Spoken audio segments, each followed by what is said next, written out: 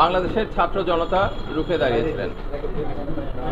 বৈষম্য বিরোধী ছাত্র ঐক্য নেতৃত্ব দিয়েছে এবং গণ অভ্যুত্থান ঘটিয়েছে।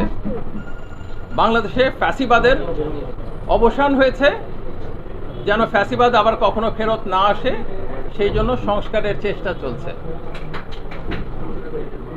আমাদের কাজটা হচ্ছে সংস্কারের কাজটা করা যত দ্রুততম সময়ে পারি, এরপর একটা নির্বাচিত সরকারের হাতে ক্ষমতা হস্তান্তর করা বা নির্বাচিত ব্যবস্থার হাতে ক্ষমতা হস্তান্তর করা, এটাই বরং বলাটা ভালো। নির্বাচিত ব্যবস্থার হাতে ক্ষমতা হস্তান্তর করা।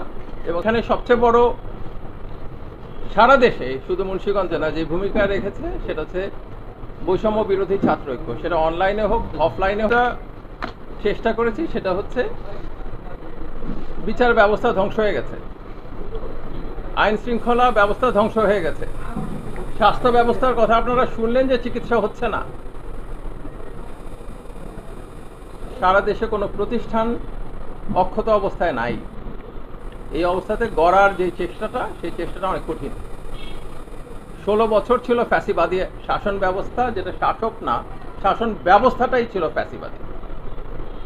সেখানে আজকে কতদিন হয়েছে? 15 দিন। আমরা চেষ্টা করছি, কঠিন কাজ, কিন্তু অবশ্যই ছাত্র জনতার কনস্টিটিউয়েন্সির উপরে দাঁড়িয়ে আমরা কাজ করছি, আমরা সফল হব এটা বিশ্বাস করি। এই অঞ্চলের মুন্সিগঞ্জের কিছু সমস্যা আছে বড়।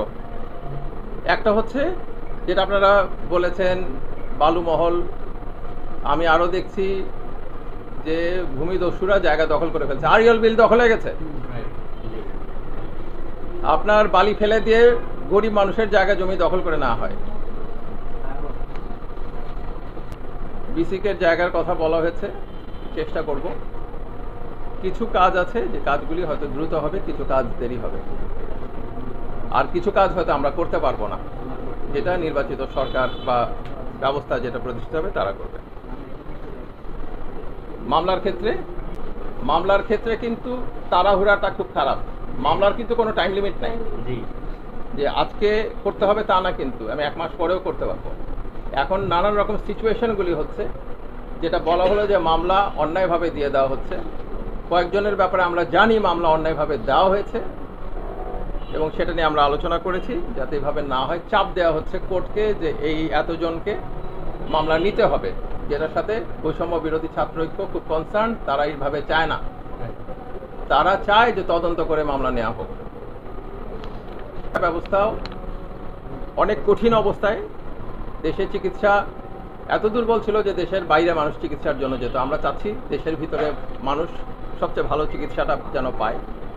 যোগাযোগ ব্যবস্থা বলা হয়েছিল যে বাংলাদেশ নাকি সিঙ্গাপুর হয়ে যাচ্ছে বা অন্য রোল মডেল, অথচ ঢাকার থেকে মুন্সিগঞ্জ আসতে যে অবস্থা, আমি ওই ভাঙা রাস্তাতেই আজকে এসেছি নিজে বোঝার জন্য। এর ব্যাপারে বলা হয়েছে জামিন নিয়ে সমস্যা হওয়ার কোনো কারণ নেই। যারা ছাত্র আন্দোলন, এই গণমানুষের আন্দোলনে অংশ নিয়েছে এবং ফ্যাসিবাদী সরকারের মামলার শিকার হয়েছে, তাদের ব্যাপারটা তো, তারা তো বীর, তাদের এটা নিয়ে চিন্তার দরকার নেই। কিন্তু এই সংগ্রামের অর্জনকে রক্ষা করার দায়িত্ব কিন্তু অন্য কারো না, এটা ছাত্রদের।